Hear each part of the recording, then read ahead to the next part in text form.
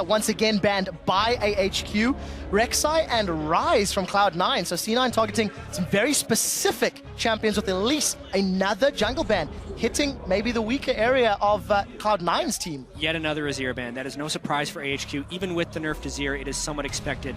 And there are more unknowns on the side of AHQ than any other team at Worlds for pick and ban, because the last competitive patch they played on was 5.13.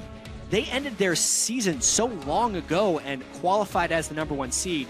It will definitely be revealing what they decide to do in this champ select. Both Gangplank and Lulu will be open. And instantly, as I say, Cloud9 locks in the one that was left. That is the 3 picks we keep highlighting. Mordekaiser, Gangplank, and Lulu. Obviously, AHQ will still have a chance. Not to get an Elise, sadly, for Mountain, but he's played a lot of Gragas back in the LMS. He likes these big bruiser here where he can stay alive a little bit and wait for his team then to move from the lanes and join him in these invades. He likes to do, like, Mountain is a jungler. He only goes one way, and that's forward. I've never seen the guy retreat from a fight. He's always first man in, and he stays in there, and he keeps fighting. Traditionally, standing at the end of it as well. AHQ have been incredibly dominant in their region, only dropping 3 games all summer long. You contrast that to Cloud9. It was only 3 series they managed to win all summer long. Maybe it's an overstatement. And in those 3 series, they dropped more games than AHQ did in their entire split. It really feels like a David and Goliath matchup, but we'll need to see what AHQ do. Kalista and Braum, 3 seconds left. It looks like those will be the picks. Yeah, like these 2 very strong picks for AHQ. Don't get one of the real big power picks, but Braum, I think for support is definitely up there as a must pick in almost every single game. And of course, Kalista, while she's not perm-ban anymore, she's still a very, very strong laner.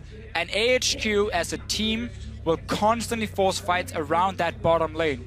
Ziv will TP down, Mountain will gank it, and Westar will roam. So having a strong lane, at least where you have early kill pressure, is very important for their early fights, because they have to snowball. So Cloud9 need to think about what they're going to lock in. The Braum's also a steal. Ooh. Early lock-in, and it is a Morgana, most likely for Lemon. Couple of interesting things about these Cloud9 picks. The Morgana is what Lemon Nation ended up picking after he shied away from Karma, which he seemed really attached to. It's also an old-school counter pick to Braum. I never considered it a counter pick, but it's actually very good against it because you can Black Shield the stun from the Braum. Additionally, Lee Sin as a champion high has put a lot of games on. It's a champion we expect to see a ton of jungle prevalence throughout Worlds here. 5 attack damage on Warrior, as well as some energy buffs and buffs to the ultimate, which allow to do more damage on targets it passes through, are all big things, and Cloud9 will look to put out some early pressure here. Yeah, much like we saw Fnatic in the last game try and counter what IG normally likes to do with camping that top side of the map. Cloud9 now knows how HQ plays the early game, and they want early aggression with at least a jungle pick. Gangplank can also fight for himself, but Darius was still left open. And gentlemen, that's a very strong pick. Darius and Rengar at the 2015 World Championships. So 2 of the big champions, 2 of the 3 big champions we pointed out as being extremely powerful on this patch have been picked here, Darius and Gangplank. Lulu was, of course, banned. And then out of nowhere, we get this Rengar from Mountain. We're looking at the champions he's played since the summer split. He actually wasn't their jungler until the very end of the spring split. And there are no Rengar games anywhere here. This is awesome. Yeah. And we've got so many questions, not only on the side of AHQ. Balls not played Gangplank. We've got 1 game for High on Lee Sin, and it was a loss.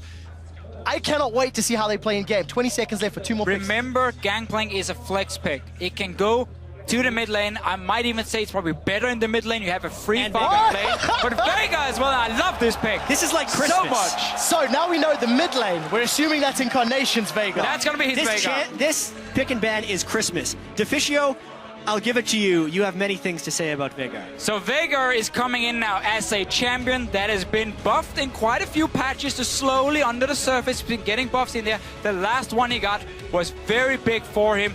And in this mid lane, as a pick here, he's not the greatest early laner. He's not going to destroy your pre-level 6. Which could be worrying against Westar. Sure. He's yet to pick. He gets to pick a counter assassin. He has to go find assassin against it. He has to. But if you do not shut down the Vega... It wasn't banned. It's been banned in almost every game against AHQ. If you don't shut down the Vega before he hits level 11, he will take over the game and he will one-shot everyone. And then Westar is going to stand on this fist here being like, I want to one-shot one guy, and Incarnation takes out 3 at the same time. So we're gonna have to see AHQ use Rengar level 6 combined with Fizz level 6 and destroy Incarnation so he doesn't sit and stack up AP, get his cooldown reduction, and just one-shot targets in the late game. This is gonna be such an explosive game. And you know what, Jad?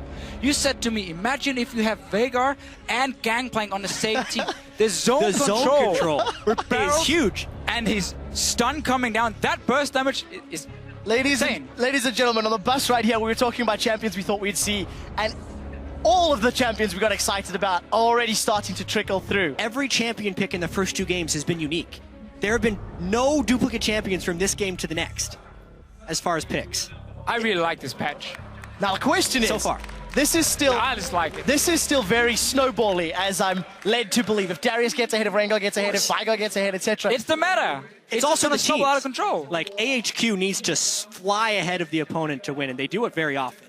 And they've got the tools to do it again. Here's your team compositions, ladies and gentlemen. They need level 6 this time around for AHQ, and then they can go crazy. Let's find out, because we are exceptionally excited. Jump on Twitter once again, hashtag C9win. Do they have more magic in their tank? Or will AHQ, the favorites coming into this game, pick up their first victory here in the group stages? It is Cloud9 taking on AHQ with Veigar in the mid lane. The tiny master of evil. And we also get Westdoor's Fizz in this game. Yes, Westdoor wasn't high in the MVP votes. Fizz, he doesn't get to play this champion. And now he's playing it against Veigar. And you know what? It's Ants Kalista. So AHQ, when they have these early fights in the bottom lane, they're looking to give Ant the kills, and of course Westdoor whatever he can pick up. But late game, you might just be one-shot by Incarnation. Westdoor's Fizz is 4-0 in their last 31 games played with a 15k DA. Yeah, and it's been banned 26 times. Well, picked away one other. Anytime there's a game with Westdoor, Fizz shows up and picks her bans. Now, for Cloud9, we mentioned a little bit how the Lee Sin pick, they want to try and counter some of the early aggression. But for me, the Gangplank and Veigar, that is where Cloud9 wants a bit more time before their composition really kicks in. So for them, you gotta play safe in the early game. You gotta be able to predict where HQ is going. Because once you hit 11 and get rank to ulti and rank 3 of your E on this Veigar here with the stun, grouping is gonna be so powerful for them. And I don't think HQ will be able to respond against that. We'll find out if they get a chance to respond to Fisher. We're almost at 2 minutes. Lane swap seems to be initiated by Cloud9. And coming into this, we talked about how maybe a lane swap could have helped Cloud9 overcome some of the tower diving and team fighting strengths in the early game from AHQ. But some of their champions will struggle a little bit. I know there was a discussion regarding Lee Sin and his effectiveness or preference in lane swaps. Really late invade there by Cloud9, but it seems to have actually pushed AHQ down just a little bit. They won't be starting Krugs, and in fact, Cloud9's going to get to start the Krugs. I actually feel like that's an incredibly small win for Cloud9, being able to start on the opposing jungle. So what both teams could look to do, if you value getting that early experience for your AD carry and support, is you fast push the first 2 waves and then you bounce it on the tower and you freeze it from there, and you try and just get a high level AD carry who can 1v1 the enemy top laner. For now though, both teams obviously instantly in, you see Albus on the bottom side of the map warding up the jungle of Cloud9, because now they gotta make sure that High and Balls can move down and start farming on the side. But we see Cloud9 already sending members. You have to respect this roam right away. Whenever there's an AD carry, the support goes rogue. And Albus now looking to do a bit of an invade into the bottom jungle. Slightly vertical jungle, but actually if High doesn't make it over quickly, he's going to be counter jungling pretty hard. So because Cloud9 up in the top side of the map saw where Rengar and Darius were starting, they knew they were really far away from the bottom side, and that's why they can send Balls in here. But High, as you said, he needs to be down there as well. Otherwise HQ can just focus and dive. I don't think Cloud9 actually saw the jungle start. They walked through a ward, but then Darius and Rengar dodged below. We'll see whether Cloud9 will be able to respond. Ziv is going to teleport up top, and every time High is lost here. He went in, they did not know he started red, so that's why he late warded the red, right, and now he's going down to his own jungle. But because he made the quick reaction, Mountain is also not able to counter jungle red. So one thing I do want to keep an eye on, every time we look middle, by the way, Incarnation farming with that Baleful Strike, he's already got plus 10 AP for free, and I want to track just how high that goes. You want to know the funny thing about Veigar is, you don't even need that bonus AP. just from standard items, you get so much damage because you have a 1-to-0 scaling on your ulti and on your W. So late game, you're just such a monster. It's more about even the stun duration and the cooldown of his stun, blocking such a massive zone and making it very difficult for Kalista to jump around in a fight. With all the early game action, Balls is the one that's suffering 7 CS in contrast to Ziv's 14. Lemonation did back earlier after doing those Krugs to help babysit Balls in this lane. And we've got an interesting 2v2. It's a very different lane swap compared to what we saw in the last game where Fnatic were fast pushing from the start and AHQ tried to freeze one wave and then send down people to defend. Backfired completely because they were so late. Here we see both teams kind of being happy, just trading experience on top and the AD carry. We see up in the top with Darius being in the one-on-one lane. Yeah. High instead looking for a player on the mid lane. We're not expecting Mountain to do anything pre-6, and Wester's going in. He's gone in aggressively, and that might be brave. Stun, Event Horizon is flashed as Westor gets past the Christmas bells. Oh, Dark Binding connects on Anne, but there's no follow-up. Exactly, and also they can just put up the Braum Shield anytime a Binding lands so the balls can't shoot through. These are actually really favorable lane matchups for AHQ early in this lane swap. Ziv on Darius should be able to farm up just fine with Doran Shields and 4 health potions. Additionally, Anne and Albus can really punish Sneaky and Lemonation, or sorry, Balls and Lemonation in that bottom lane because of the Braum and because of the melee versus range discrepancy. Yeah, never been a fan of the lane swaps where you just trade AD carry for top lane experience. I think top laners always benefit so much more from getting an advantage. Now in this case you can see Cloud9 is swapping back. So before it gets completely out of hand, they want to get it back to standard lanes. I like the little play though from high around the mid lane, because you saw the minion wave were pushing slowly down to Incarnation. That meant Westor, he had to overextend to keep farming as a melee champion, and therefore High knew there was a chance to get in, and he forces a flash, which can be key now that Westor will be under more pressure, and Incarnation is soon hitting level 6. Yeah, of course. Incarnation's going to have that freedom, thanks to his opponent not having flash. I want to mention Balls going toe-to-toe with Ziv's Darius. We've touched a lot on the Gangplank and the Veigar, but Darius, a champion we've not seen in the West at all, because he simply became relevant after the patches, after the tournaments had already ended. What are we expecting out of Darius? He is tremendously strong in melee versus melee matchups. And he's also very swingy in lane. The fact that Balls has had to swap back into this lane with Ziv having a full level on him as well as double CS is putting him in a situation to fail. So Ziv will actually have a large amount of lane pressure and should be able to bully Balls' Gangplank quite substantially here. It was just such a weird start for C9 with taking that camp and then slow pushing it with Sneaky up on the top side, so he barely got an XP advantage over that top laner on their way. So Ziv just picked up so much extra farm, and he's gonna continue to be a bully. Level 6 is where he really starts becoming extremely hard to deal with, and he's one of these champions that if he gets going, he can just snowball completely out of control. It's why teams like playing around the top lane.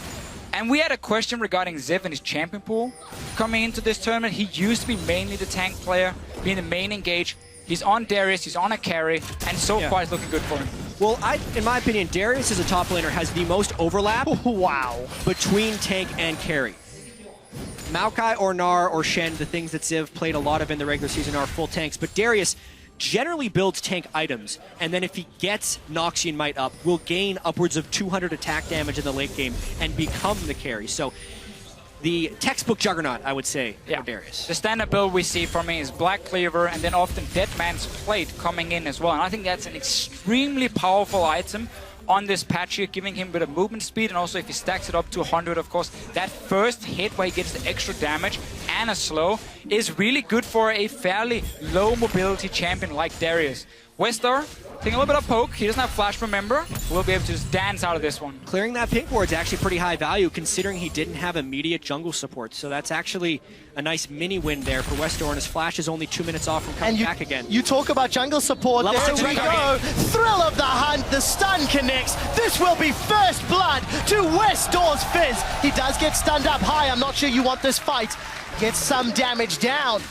And the assassin has got his hands on the gold. Something we hadn't talked about much this game is the importance of the level 6 Rengar gank, and also the importance of Lee Sin having impact before Rengar can hit that point. Not only did Mountain nail his first Rengar gank, 10 out of 10, getting the kill and the flash from Incarnation, Hai hasn't even hit 6 yet, nor has he pulled off a gank that burned any summoner spell. Surprising that the first gank C9 pulls off was very smart, timing the minion wave, pushing in, forcing a flash. There was no return from Hai. A no-flash mid laner managed to take away a pink ward. That should never happen, especially because your jungler has not been paying attention to the side lanes either.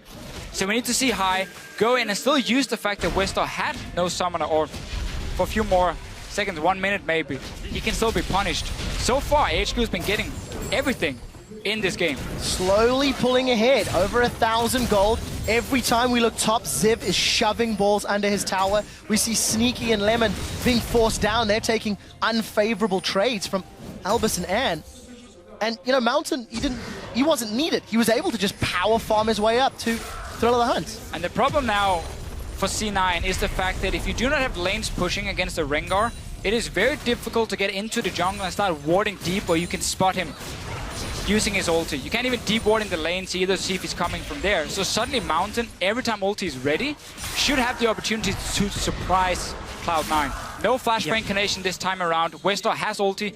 You can just return to the mid lane and do exactly the same thing again. Yeah, I should also note the early gank from Hai did burn the flash, but that's pretty much all he did. Exactly, but we need the follow-up then. Yeah, and he's missed that follow-up. Westar again has flash, and his mid laner is the one sitting without. It's really a lot about Incarnation trying to passively farm here to get his ability power up, and Balls' Gangplank passively farming to get extra gold from his barrels, because outside of that, Cloud9 doesn't have many windows for success here in the early game. And Incarnation, of course, running cooldown reduction per level runes for himself, get the 3.75% for masteries as well. And then he's Athenes and he can start making some plays. But Mountain, we just mentioned it, he's back towards the mid lane.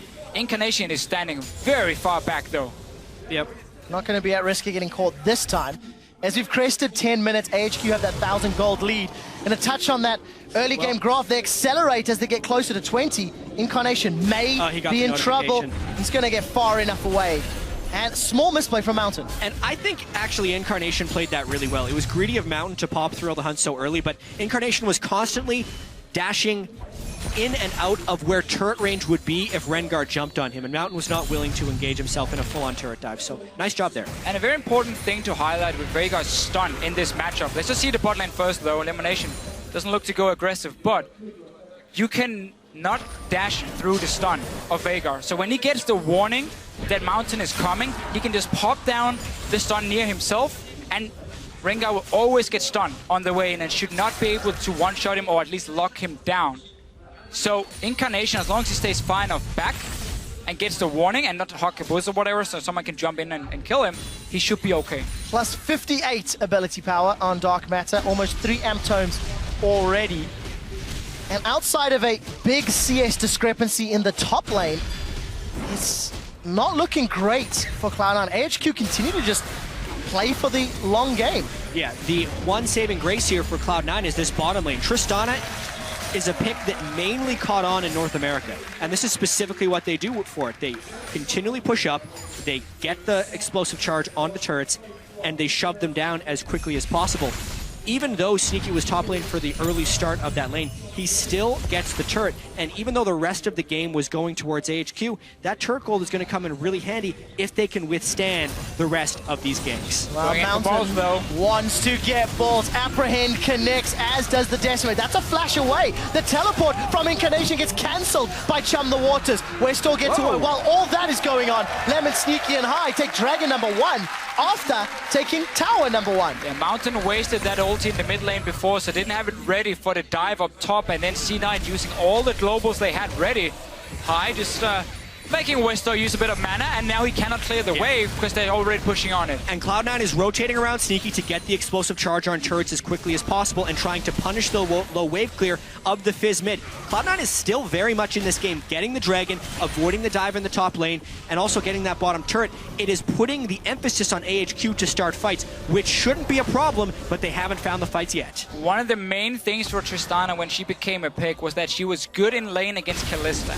You could out-trade the Kalista with the early trades because you had your E doing the physical damage. And then once you get towards these towers here, because Kalista is a fairly slow wave clear and basically very limited before Hurricane with the wave clear, Tristana will always get the 4-5 hits with the bomb exploding. So C9, when you have a Veigar, when you have a Tristana and a Black Shield, that's a very, very strong siege composition for them against absolutely no defensive wave clear on the side of AHQ. So AHQ are looking to open up the map soon and start fighting. They do not want a longer laning phase. They need to start getting these roams and creating these picks. Otherwise, Cloud9 can just easily group.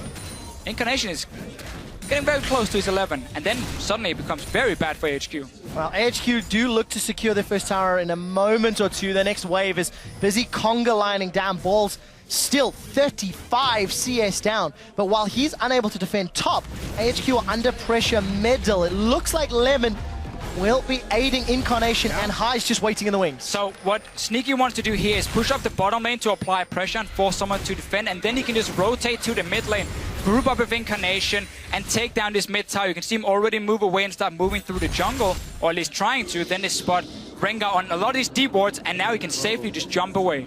Very, very good wards from C9. They know which lanes to play around, bottom side and mid lane, because those are the outer turrets you're aiming for. Let Balls just try and farm whatever he can up top. So Mountain's first ultimate was fantastic. The following two, optimistic. Yeah. They've not paid off. Just a quick difference in their item builds as well. Moby Boots, both warrior enchantments. Moby Boots for Mountain versus the Sightstone for High. So still fairly squishy on both sides of the jungle camp. And this would normally be the time in the game where AHQ would be taking advantage, but they just strictly don't have the wave clear, and that's the stun! Oh, he's down! Sneaky gets the kill, even an assist for Balls. They're gonna turn their attention to the tower as that cannon barrage helps to clear the wave. C9 might be behind in gold, but this composition when it gets to siege on a tower is so deadly. You see the stun, the chain CC coming, and you just burst down one target. They are so far ahead in map pressure as well. Oh. Westover have to fight, and they just keep chaining. Cloud9 is on a rampage. Oh, there we go. Wait for Event Horizon to come back up, and Incarnation will say, I'll have another. They have decided to back away for now. Look at Westor. He was in the river. And because Ziv was called down, Balls gets free time in the top side. The pressure and the tempo is so heavily in Cloud9's favor, it is catching AHQ way off guard. AHQ in the LMS is used to playing a laning phase where they always get slightly ahead. They're then used to getting out of the laning phase and just take team fights left and right, and they win them and they get so far ahead of the other team. Now, they're suddenly against a group of guys who can simply move up to a tower as a unit and just slowly but surely they look for a pick or they just take down the tower, and AHQ needs to respond by flanking them and getting a massive team fight. And this game could very easily become a bloodbath with the way it's progressing. Both teams have multiple turrets down, and LMS, much more than North American or European LCS, fight over the dragons, specifically if the other team is trying to chain them. It was actually really strange that Cloud9 was able to get that first dragon, which means AHQ is putting even more priority on preventing the second one. And since Cloud9 does have turrets down already, the next course of action would be to start securing those dragons. This fight in 90 seconds could be massive. Level 11 for Incarnation. He's got 120 bonus ability power thanks to that passive on Baleful Strike. And we did see AHQ grouping around the dragon. So for Cloud9, where is their next move? Mountain does have Thrill of the Hunt on, and he's thrown it down. Really poor ultimates after that first gank so far. I mean, what was he hoping to accomplish with that?